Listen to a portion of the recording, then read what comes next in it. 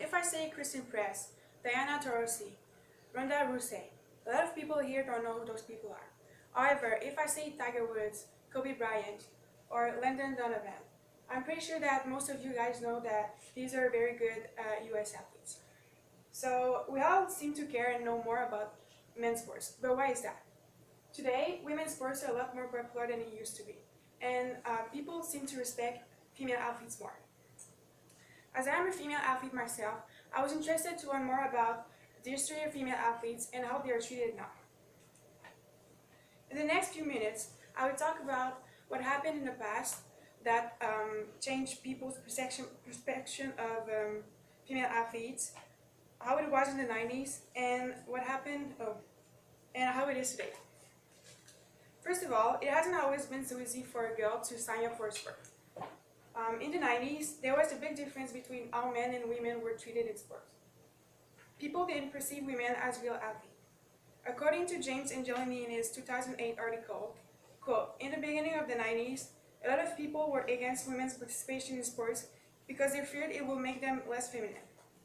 Women were perceived as the weaker sex, and the role of the women was to be submissive, passive, and obedient to men." Unquote.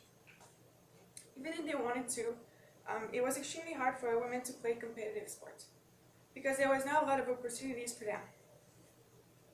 In fact, according to James Angelini in his 2008 article again, quote, "In 1920, only 22% of colleges in the US had varsity sports women team.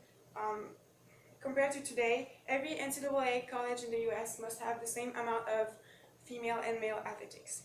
Unquote. Now that I have talked about how it used to be in the past, I will talk about what happened and what events that changed the way people perceive female athletes. Things didn't change right away. There are reasons why women's sports have been growing and is still growing today. First of all, the merging of women into male-dominated sports has been important. It has not only allowed women to play sports, it has had many social and cultural benefits as well.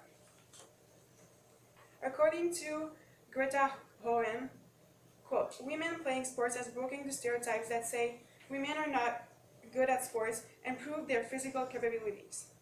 And more importantly, it has introduced the issue of gender equality." Unquote.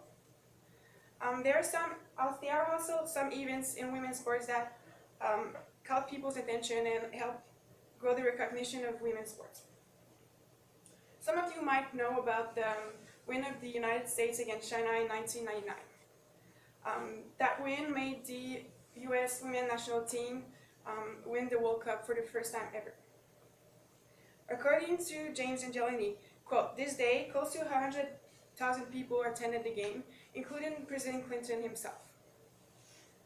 It was the biggest crowd ever to watch a women's sport in person." Unquote.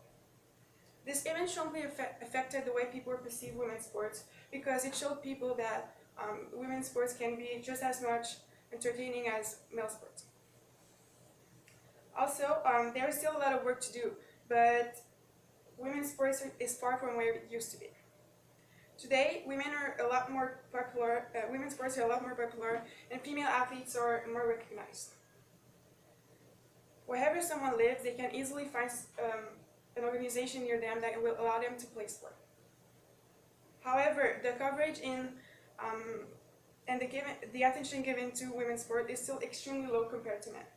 According to Lawrence Weiner and Walter Gaines, quote, "Even though females represent 40% of all media coverage, only 4% are about female athletes." Unquote. Also, for the rare times that female athletes are shown in the cover of a magazine, they tend to be sexualized. I have two pictures here that are the covers of the ESPN magazine. And first, you can see this is a male athlete on the cover of the ESPN magazine, and you can easily tell that he is a football player, and he is portrayed as an athlete. However, if I show you a picture of a female athlete on the cover of the ESPN magazine, you could not tell that she's an athlete, and you couldn't tell that she plays tennis. so she isn't portrayed for the athlete that she is. In conclusion, overall, the opportunities to play sports for women were very rare in the 90s, and it wasn't well perceived. After events such as the win of the U.S. women's national team against China in 1999, people started to recognize women more. Today, every girl in the country is easily able to find an organization near her that will allow her to sign up for a sport. Some of you play or have played a sport before.